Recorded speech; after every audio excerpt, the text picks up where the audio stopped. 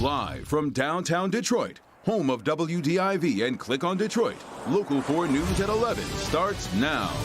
South Lyon parents out in a peaceful protest over how the schools should be opened in the fall, in person or online. They think they made a difference with the school board, which was voting tonight.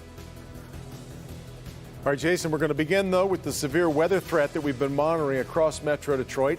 Good to have you with us here at 11. It has been a night with a lot of activity on Storm Tracker 4 as those strong storms that hit Chicago earlier were on the move toward us. Yeah, and Ben, the biggest concern tonight was wind damage. Is that still something we need to be concerned about? Kim, I don't think so. In fact, very few of us are going to see a drop of rain out of this. Look at the 12-hour loop. Remember, this thing was spawning tornado warnings in Chicago. It crossed the lake and completely fell apart, split in two, and what is left is heading up towards the Saginaw Bay and down towards central Indiana and Ohio. Very few of us are going to get even rain out of this. Tough to find a lightning strike within 100 miles of Detroit right now. A lot of that up there north of Saginaw and should stay up there as we get through the nighttime hours. Still warm out there. The instability wasn't the problem. There were just not enough wind speed shear above the surface for these storms to keep going, and that really killed them quick as they moved on this side of the state. We're going to 85 tomorrow, but with a drop in humidity, and it's going to be a while before we see another chance of rain. So we'll look at all those chances coming up for you in just a few minutes, guys. Okay, Ben. South Lyon Community Schools is getting pushback from its open-ended plan to start the school year remotely with no set time for students to return in person. The board voted on the plan tonight, but not before a protest against it. Jason Colthorpe was there for all of that. And like other communities, Jason, parents here really divided when it comes to how the new school year should look. So many of them are divided, Devin. Of course, you have people who are ready to send their kids back now, and of those, some are willing to start online as long as there's a hard date as to when they'll return in person. Others want to just go online only, and then, of course, there's another group that say there should be a choice for students and their families. That way, everyone is covered, and they all wanted to make their voices heard tonight. Another day closer to the start of school and another hard decision for a local school board. I implore you not to gamble with anyone's health. You will undoubtedly be met with some resistance, but the right choice is often, in fact, usually, the most difficult to make. Monday night, board members for the South Lyon Community School District heard scores of public comments, the majority in favor, sometimes begging them to start the year with children learning remotely. Miss Mincha. This woman tearfully read the names of her fellow teachers. Miss Ash, Miss Forsyth, Miss Cook. And then posed a question. Somebody is going to not be there at the end of the year.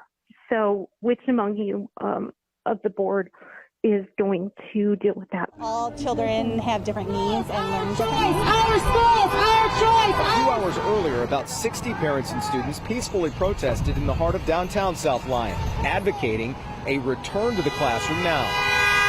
They gave us a choice 3 weeks ago for an online or an in-person. It was a fabulous plan. I was commending them for all the hard work, and then they took it off the table, and then it went to only online. And now it's online with no end date. These parents, including a nurse, want an option for kids to return or learn at home. We're disinfecting, we're wearing masks, we're social distancing. We can do this. The school districts can do this also. And we just want our voices heard. We just want the choice to be able to send our kids back. There was a board member here that said, "Thank you for doing this." The votes are being swayed. And to make it clear, they want the board to vote no on this, scrap that plan and come up with something new. They basically want this to be a choice. And they won't know if the board has been swayed, by the way, for maybe a couple hours tonight, because after 4 hours of public comment that I've been listening to, they still have 100 comments to be read and at least 30 people on hold on the phone that want to be heard. And they say they're going to hear all of them before this board votes tonight. So it's going to be a long night here in South Lyon. Devin, back to you. All right. Well, does the district have hard numbers on how many parents actually want to go back in person? Do they know how big a portion that is? They have done some surveys, and I talked to a few parents today who were kind of baffled by this. They did one survey and then another survey where they changed the question. So they say they have the numbers, and many of them believe that it's about 50-50, that 50 want to go back in person, 50 want to do it online. And they say if there's just the choice option, which neighboring districts have done, it should satisfy everyone. So we'll see what they do. We sure will. All right, Jason. Now, also tonight, one of the largest school districts in the state just approved plans for its upcoming school year. Utica Community Schools will offer families two options: a remote classroom option with the ability to transition to in-person, and a fully online virtual academy. Classroom teachers will provide remote learning through at least October 30th, at least till then. The district would then evaluate or reevaluate and consider a gradual return for small groups of students. For a closer look at that, we've posted the entire plan at clickondetroit.com. Well, will we or will we not have a college football season? Tonight, the Big Ten says no final decision has been made, despite an earlier report that the conference had voted to push back the fall football season to spring. Yeah, that report said school presidents voted 12-2 to end the season, with Nebraska and Iowa, the lone schools, voting in favor of playing. In the hours that followed that report, U of M coach Jim Harbaugh and Ohio State coach Ryan Day were among those who said the season should be played this fall. Bernie will have more on the next steps for the Big Ten coming up in sports. Meanwhile, today the state reported another 557 cases of coronavirus with 8 deaths. Worldwide, tonight, Johns Hopkins University says there are now 20 million confirmed coronavirus cases. New information just in about the brief delay to President Trump's daily coronavirus update when a Secret Service agent suddenly escorted him out of the White House briefing room. Excuse me?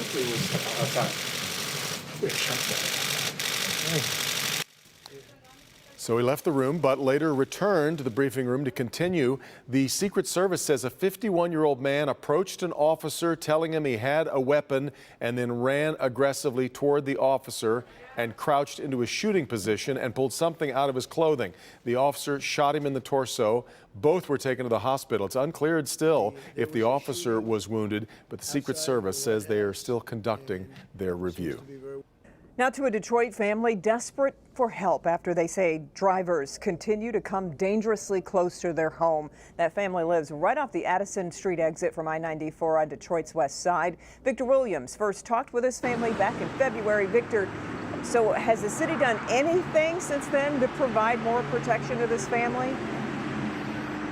Well, Kimberly, the city, no, but MDOT, yes. They're responsible for placing several signs out here to stop people from ramming right into that residence that you see over there. But since the story ran way back then, there's even been another accident.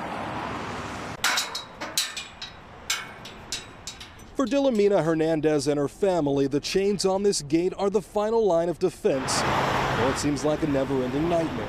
It's very dangerous because the cars never stop. We don't know what to do. For the past 15 years, they've lived in this home. Cars have flown off of Interstate 94, leaving the mother and her multiple children in a state of panic.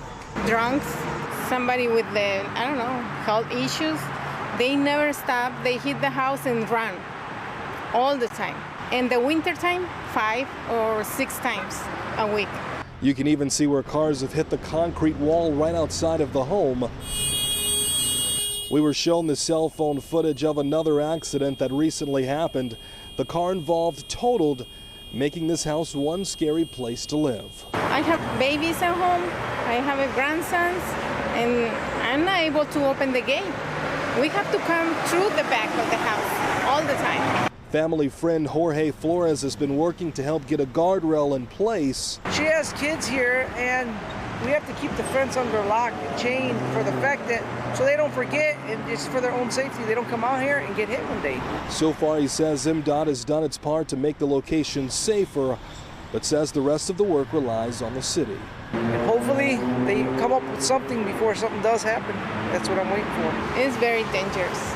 They must do something about it to help us. Now, the city did get back in touch with us about what they can do, and it really seems to be echoing what Mr. Flores has been hearing this whole time. But they are saying that they're going to send an engineer out here to see what exactly can be done. So we'll, of course, keep you posted. Reporting live tonight, Victor Williams, Local 4. Okay, Victor, thank you.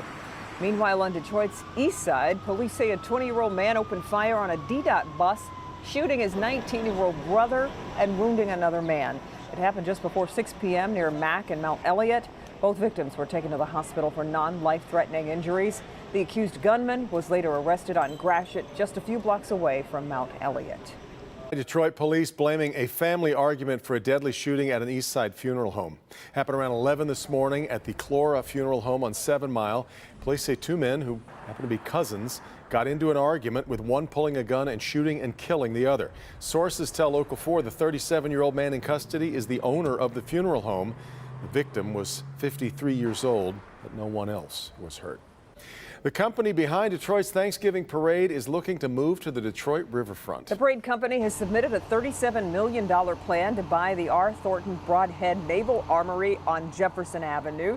The building has been unoccupied for 16 years. The proposal will be discussed Wednesday by the city's Historic Commission. Still ahead, a Michigan family out voting is at the right place at the right time. I started screaming, "Dog in the water!"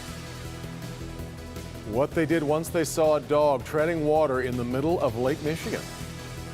A 96-year-old woman attacked in the middle of the night inside her Ann Arbor home. What we're now learning about the man police have in custody.